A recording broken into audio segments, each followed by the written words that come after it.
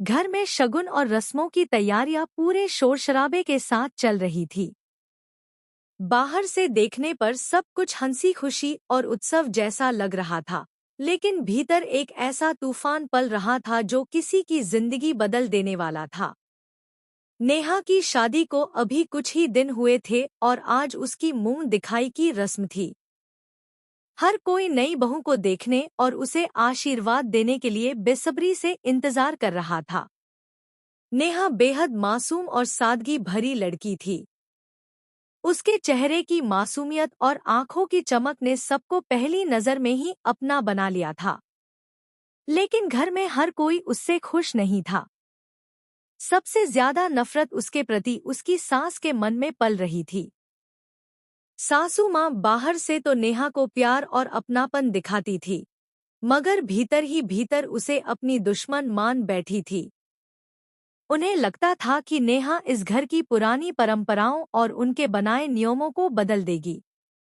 धीरे धीरे यह नफरत इतनी गहरी हो गई कि वह अपनी बहू को सबके सामने अपमानित करने और उसे नीचा दिखाने के मौके तलाशने लगी।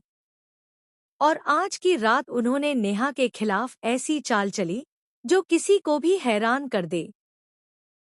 मुंह दिखाई की रस्म से पहले सासू माँ ने नेहा की साड़ी और उसके कपड़ों में गुपचुप तरीके से खुजली वाली दवा मिला दी।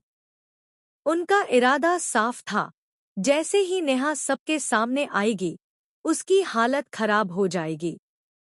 वह खुद को संभाल नहीं पाएगी और सबके सामने हंसी का पात्र बन जाएगी। रात का समय आया। घर मेहमानों से भरा हुआ था। ढोलक बज रही थी, गाने गाए जा रहे थे और हंसी ठिठोली का माहौल बना हुआ था। इस बीच नेहा को कमरे से बाहर लाया गया। सबकी निगाहें उस पर टिक गईं। लेकिन कुछ ही मिनटों में नेहा के शरीर पर तेज खुजली होने लगी। उसकी आंखों में घबराहट साफ दिखाई देने लगी। वह खुद को संभालने की कोशिश करती रही, लेकिन खुजली इतनी बढ़ गई कि उसके हाथ रुक ही नहीं पा रहे थे। अचानक उसके पल्लू का किनारा दिए की लौ से छू गया और उसमें आग पकड़ ली। पूरे घर में अफरातफरी मच गई। औरतें चिल्लाने लगीं, बच्चे डरकर कोनों में छुप गए। नेहा घबरा गई। वह समझ नहीं पा रही थी कि क्या करे। तभी सामने से संजू भागता हुआ आया।